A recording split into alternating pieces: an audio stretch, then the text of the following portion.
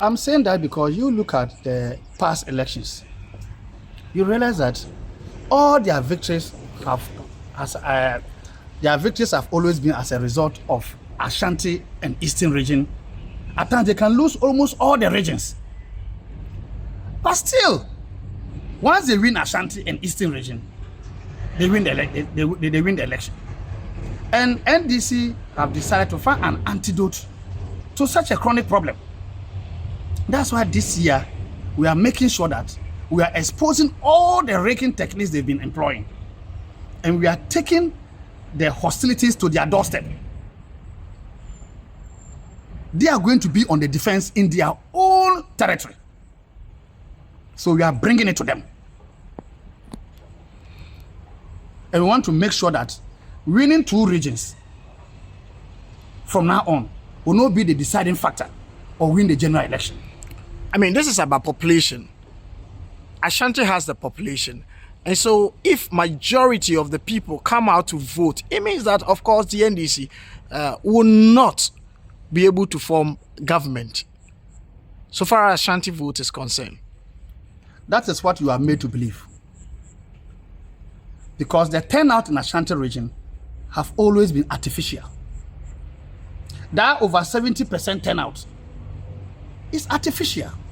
It's because they've been cooking the figures.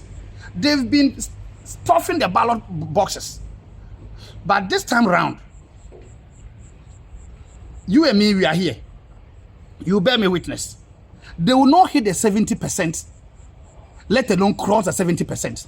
How are you going to stop them from that? That is what I just explained on air right now. Giving confidence to our polling agents, opening their eyes to the rigging techniques, and indulging the voter population to also be vigilant at the very polling station and making them aware how the game is played. Knowledge is power. Knowledge is confidence.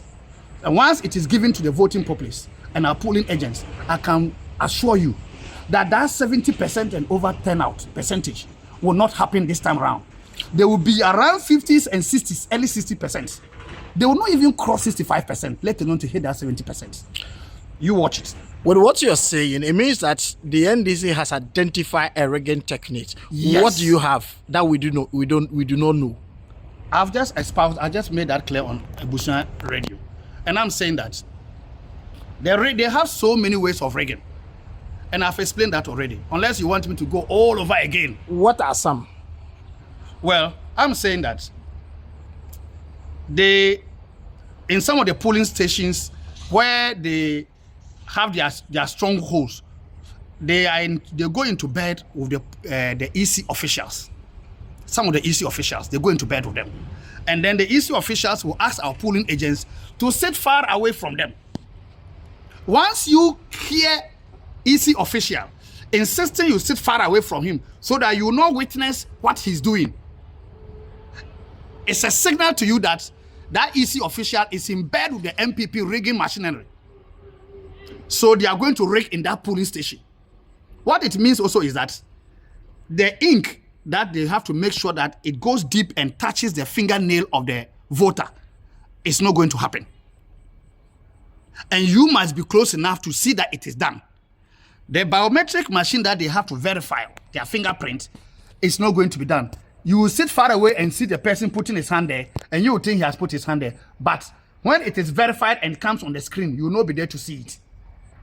And the EC person will see that the man didn't really put his hand there. He pretended putting his hand there, but the hand didn't touch. Then this then suggests that the NDC has not been serious with elections, because if these are the rigging techniques, then do you have men in this region? We have the men. Now we are using all different methods in discovering the rigging techniques. See, their rigging techniques have been evolving. Every election they improve upon it. They add more.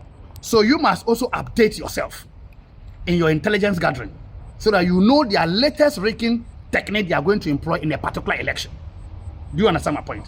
You may know what they used in 2020 and you rely on it. They add up to it. They improve upon it. So you must catch up with them and then be a step or two ahead of them.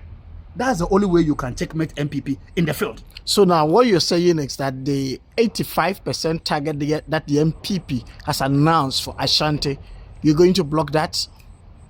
It's not going to happen. They are just dreaming. It's not going to happen this time round. They will not even cross 65%. They won't cross 65%, let alone to be talking about 85. You will not even hit 70. They won't cross 65%. That's where they are going to be. Because we are going to match them in the field. As I've always said, there is not going to be any court matter. So Supreme Court and all the other courts, they can go on sabbatical leave. No one is coming there to bring any case there. We will sort it out at the polling station there.